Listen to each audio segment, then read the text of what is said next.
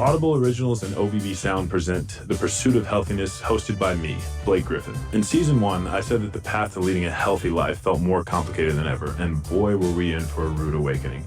Since then, the world has contended with a pandemic that changed all of our lives, not to mention just about everything in the world of health and wellness.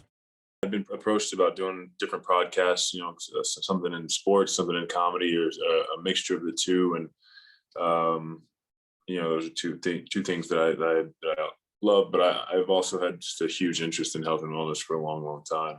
And it was really interesting to me because, I'd be able to have conversations with people that I wouldn't necessarily always be able to have a conversation with.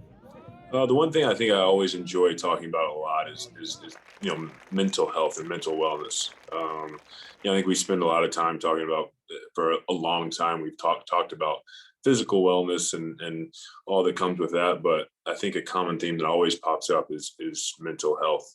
Athletes, but not only athletes, but men in general. And on top of that, Black men in general. I don't think that is really emphasized a lot, or there's not a lot of conversation going on about that.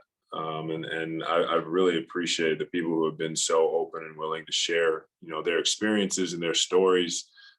Just because the more people talk about it, the more that stigma goes away. It's one of those things where, sometimes people just need some help, and you can't get help if you feel like you can't talk about it. So just being able to speak on it, educate other people on it as well, it is powerful. In this coming season, I've always been a huge Malcolm Gladwell fan, and had him on, and it was just a fascinating conversation just because, he studies social epidemics, and we obviously are living in one, and with all the social movement that we've had and everything going on, it was a really cool conversation. So those are just a couple, but I've enjoyed them all.